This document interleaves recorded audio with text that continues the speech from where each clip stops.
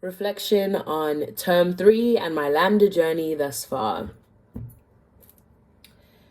To live truthfully as a character means that I must be willing to yield to their circumstances, relinquish the desire to control, as this enhances not only my experience, but the audience's too. We're placed under trances that connect us to daydreams and human truths. We explore different places and phases, honing the skill that is owning a space so completely that fantasy becomes reality. Being on the stage is a privilege. I must return the audience's favor with finessed use of my tutelage. Resisting difficult truths belonging to other beings is a lie. You can't just crave the glitz and glam like Nina Zarechny without sharing all that you are. Nah, baby, that won't fly. A story is a universe, a character's a soul, and magnifying each soul's beauty must be your only goal. By beauty, I don't just mean physical, though that's part of the talent. I mean all their complexities ignite the good, the bad, the savage. Good dialogue is lifelike, and life demands conflict. A fear of being seen at your extremes and in-betweens is theft.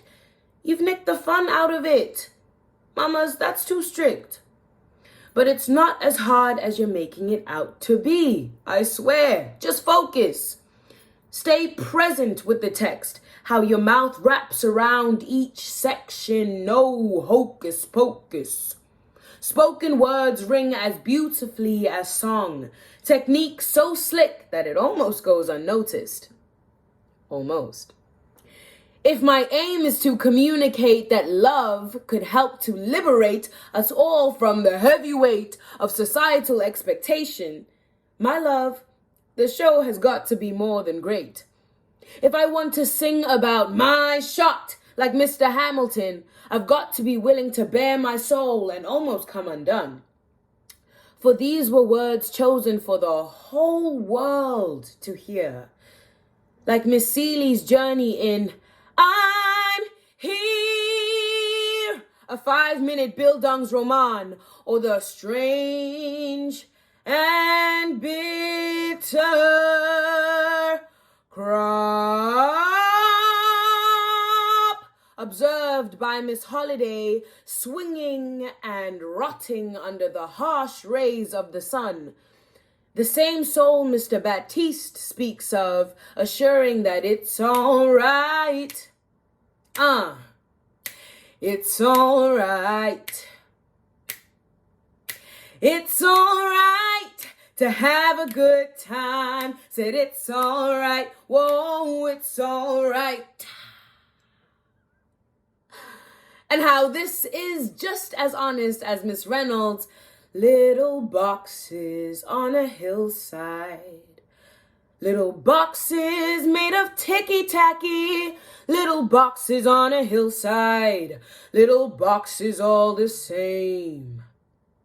These are atmospheres being created, imperative like Chekhov's gun, transferred from my instruments to a listener, are energies that can be light as a tickle or weigh a ton.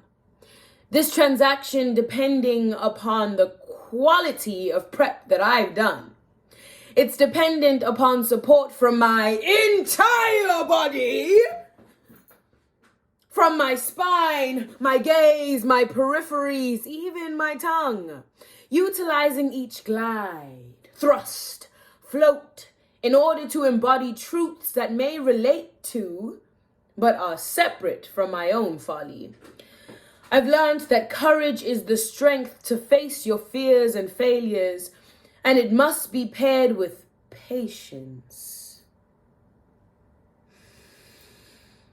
Get up. Be your own savior. It takes time to go from doggy paddle to being a great sailor. I must acknowledge this in order to escape defeat. I can't just let my hope deplete. It's got to be present at every beat because it keeps me vigilant, aware of what mistakes not to repeat. Awareness of who and what I am is a crucial part of the plan. I've got to advocate for self and be my biggest fan and polish all the boring bits that don't align with my brand. Part of the fun of entertainment is that only stars can play in the band. Star quality is intelligence. It's hard work and prep. It's knowing your instrument so well, bomb threats can't have you shook. This craft requires dedication, sacrifices made for every rep, a willingness to explore the unknown, shine a light on each nook and cranny. Each cranny and nook. It's the knowledge, too, that sometimes the most magical moments will find me. It is the duty to be free and open to the inspiration that I seek. Expanding my point of view grants me access to safety nets that viewpoints unleash, that viewpoints unleash, that viewpoints unleash. The momentous improvisation mesh that a clown shares with cheek. Or simply placing my attention on the other bodies as they speak. Yes, I must be aware of myself, but this awareness must be confident and generous. Climbing up self-conscious mountain can sometimes feel tremendous. So for now, I've got to fake it, but never get complacent, as I'll only reach my peak through steady improvement. I'm greatness adjacent. Now, this may present as a random collection of words that I put on a page. I know.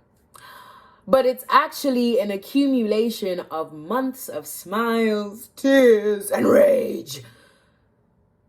A transformed body, mind, and soul that shall not be caged. I'm discovering what I need to fly or fall on any stage. The work is always in progress, a never-ending process.